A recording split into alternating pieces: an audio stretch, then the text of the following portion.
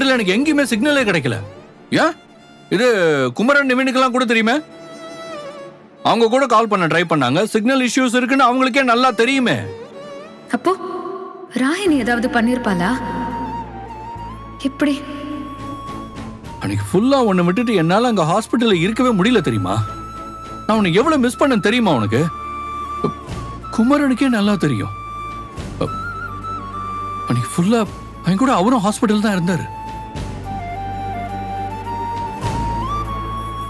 ஆனா அது எல்லாத்தையும் நடிப்புன்னு அவ்வளவு ஈஸியா எல்லாரும் சேர்ந்து சொல்லிட்டீங்களேப்பா. நீங்க நடிக்கிறீங்கன்னு யார் சொன்னாலும் நான் நம்ப மாட்டேங்க. எனக்கு இருந்த பயமே வேற. நீங்க என் மேல வச்சிருக்கிற பாசம் உண்மை. உங்களுக்கு வெண்ணிலா மேலயும் அதே அளவுக்கு பாசம் இருக்குங்கிறது தான் என்னோட பயம்.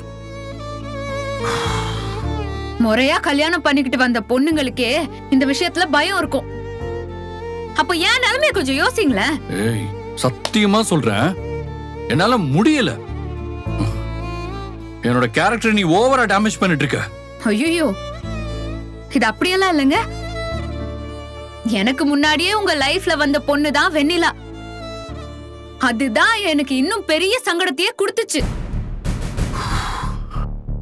நீங்க என் மேல காட்டுற பாசத்தை என்னால உதாசீனப்படுத்த முடியல.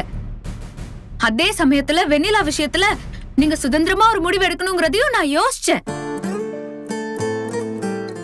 நான் தான் வெண்ணிலாவுக்கு நீங்க முக்கியத்துவம் கொடுக்கறத பார்த்தும் பொறுத்துக்க முடியாம இருந்தேன்.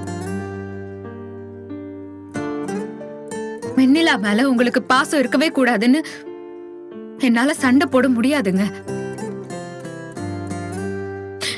எனக்கு அப்படி சண்டை போட்டுதான் உங்களை தக்க வச்சுக்கணுமாங்கிற கேள்வியில வர எனக்கு வந்துச்சு. ஏய் காவேரி, என்ன பேசுற நீ?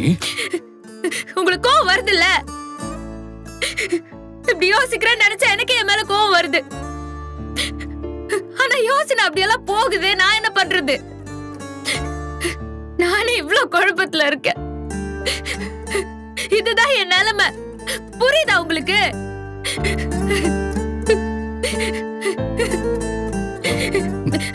சரி விடு, அழாத ப்ளீஸ்.